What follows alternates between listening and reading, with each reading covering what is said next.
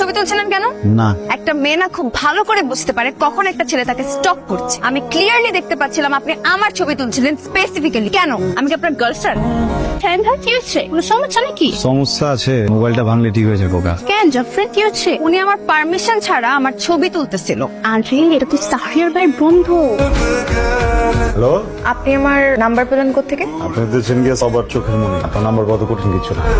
এই যে এতটি সুন্দর সুন্দর ছবি পাঠাইলাম, এটার জন্য থ্যাংক ইউ দিলে তো পারতেন নাকি? যে জিনিস চাই না সেটার জন্য থ্যাঙ্কস কেন বলবো? আচ্ছা কি জান কোন? এমন ভাবে বলতেছেন মনে হচ্ছে আপনার কাছে আলাদিনের চেরাগ আছে।